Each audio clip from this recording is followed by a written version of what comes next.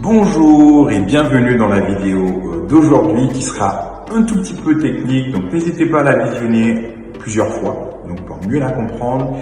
Et donc si vous voulez, en tout cas si vous avez un projet de développer une marque hyper connue, c'est très important de connaître ce qu'on appelle la courbe de l'adoption.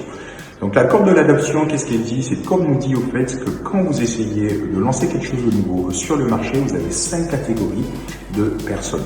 Et la première catégorie, c'est ce qu'on appelle les précurseurs. La deuxième catégorie, c'est les visionnaires. La troisième catégorie, c'est les pragmatiques. La quatrième catégorie, ce sont les conservateurs. Et enfin, les retardataires.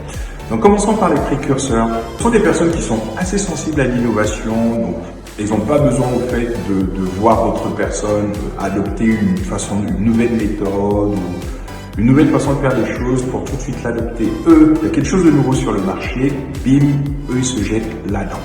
Donc quand vous souhaitez lancer une marque au fait, c'est à ces personnes-là que vous devez. C'est exactement ce que Facebook a fait. Donc Facebook, c'est un réseau social qu'aujourd'hui tout le monde l'utilise.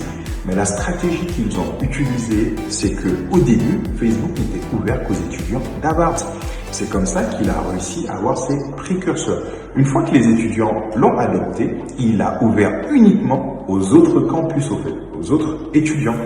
Et une fois que cette catégorie de personnes l'avait utilisé, ça lui a permis d'améliorer les fonctionnalités. Il a ouvert ça petit à petit au grand public. Ensuite, vous avez les visionnaires qui représentent que 13,5% sur un marché. Donc ce sont des personnes en fait qui adorent tout ce qui est nouveauté. C'est des gens qui vont venir utiliser votre produit ou service pour ensuite donner leur avis. Ensuite, vous avez les personnes pragmatiques, c'est-à-dire que ce sont des personnes qui attendent au fait l'avis de personnes qui l'ont déjà utilisé avant de se lancer. Et enfin, vous avez les conservateurs, donc les personnes qui n'aiment pas trop que les lignes bougent. Donc, les conservateurs représentent 34% et généralement, eux, ils attendent quand même qu'il y ait une majorité de personnes qui commencent à l'utiliser avant de se dire, bon, pourquoi pas, je veux bien tester pour voir ce que ça donne. Et enfin, vous avez les retardateurs qui représentent à peu près 16% de la population. Donc, c'est des personnes qui attendent qu'il y ait le plus grand nombre qui utilise votre service ou votre produit pour se dire, enfin, bon, il y a beaucoup de gens qui l'ont utilisé, c'est vrai que ça fonctionne pas mal, limite c'est devenu quelque chose de banal, une tradition. Donc à ce moment-là, nous on peut l'utiliser. Toutes ces informations, donc quand vous souhaitez lancer une marque, c'est très important de connaître ces différentes catégories de personnes et surtout de ne pas essayer de parler à tout le monde pour un début. Il vous faut retrouver vos précurseurs, ce noyau dur là qui est prêt à tout pour ne pas vous lâcher. Et ça, Steve Jobs l'avait très bien compris et l'a très bien utilisé. Aujourd'hui encore, on a des personnes qui sont fans d'Apple.